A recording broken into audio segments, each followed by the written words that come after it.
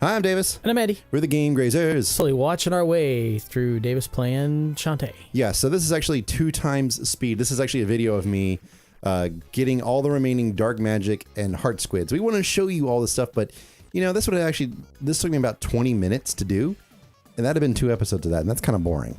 So let's call it down to 1, you know, and do this. And I thought it was just the meth kicking in. Nope, it is actually that fast. Okay. So I mean, like, because actually, shortly, because now that I've beaten the game and I'm about to actually beat it again very shortly here. Keep beating it. Beating it. Oh, so I was talking to my wife about like having played Super Meat Boy. I was like, yeah, I beat the meat. Ew. Yeah. So, but yeah, like, so I'm learning to speedrun it. So I was like, so I actually kind of, even though it only took me 20 minutes to actually do this, it took me like an hour to research like which things I was missing and what was the best sequence to go get them. It was sort of like a little bit of practice about like how to do some routing. Right. We call it combinatorics in the math world. So this one's way over here. Oh no, and I got knocked off. Better knocked off than knocked up. Nope. Obviously genies can get knocked up, otherwise Shantae wouldn't have a mother and she wouldn't be a half genie. Wait. Are we going to start talking about midichlorians too? No. I had to beep that again. Oh shit, sorry, my bad. Yes. My bad. You're bad. So yeah, I mean, like, yeah, I'm not, like, this is kind of weird for us to actually, like, be watching a video rather than, like, actively playing it, because I know what happens and you have no idea. And this is like a dream sequence to me. Yeah, it's, like, really, like, freaky fast. Yes, it is. It's like delivery from Jimmy John's. Jimmy John's. Jimmy John's. I love that commercial. Yep. So walk us through. So, you must have watched Speedrun from Games Done Quick for Shantae, right? What I had been like, so like to learn speedrunning now? Yeah. So I went to speedruns.com and I found out who the world record holder was, and I decided, okay, I'm going to watch his, and I wrote down all the notes. They'd like wrote down his path, which ways he went, what he did, when he did it, in like what order. And so I'm like slowly going through practicing it, and because I know there's an achievement for getting 100% of everything in under 3 hours. So I think I can do it. Wow. And I'm going to shoot for it. And it's good practice at the very least. Mm-hmm. So we're going to see you in GDQ 2017? That would be amazing, but I doubt it. Oh. Though, here's something I'm going to do, and it's going to sound really dirty and cheaty. So one of the categories for running Shantae is called DMHS, which means you have to get all the dark magic and all the heart squids. Okay. Currently, I think the only thing that has a run on it on speedrun.com is, I think, like a DMHS pirate mode out of bounds run, meaning all the other versions of that. So pirate mode, no out of bounds, normal mode, out of bounds, and normal mode, no out of bounds are all open. I could go run any one of those. I could be like 4 hours long, and I would technically have the world record. Because you were like the first one that did it. Yeah, exactly. Oh yeah, I love those kind of world records. So they tend to not stick around too long. No, they don't. But I would probably then just get things moving, you know? Right. If people aren't running those categories, maybe I can get people running them.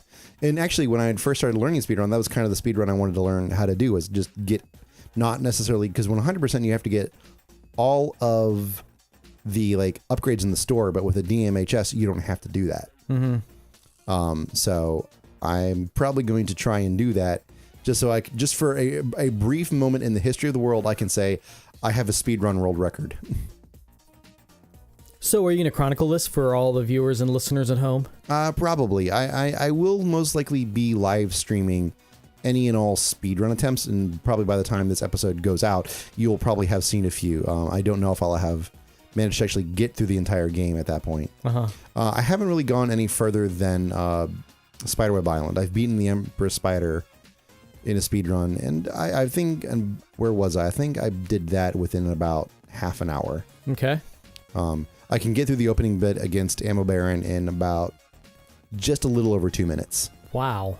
That's freaking quick. Yeah, no, I've actually been really surprised, because like when I first did it, it took me about 3 minutes, and I've over about like 5 attempts, I've kind of whittled that down.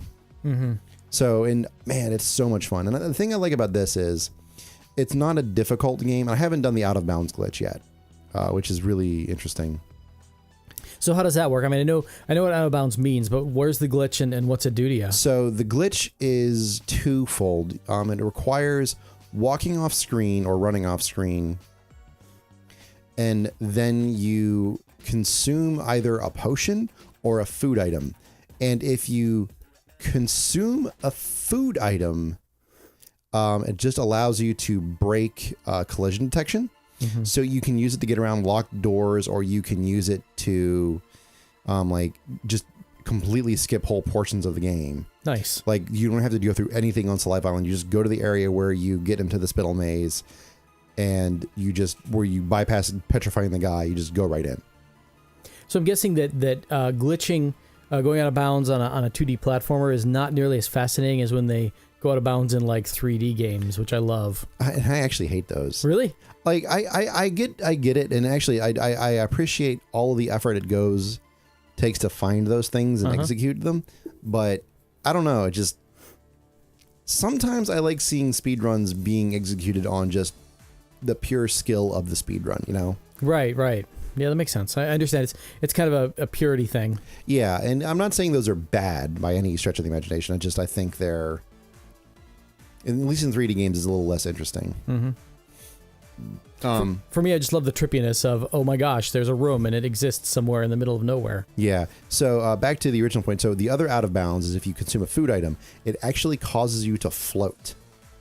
So like if you're in Cackle Tower, which is a ginormous just upward draft that you normally have to navigate your way around, you do the out of bounds so that you just fly right up to the exit.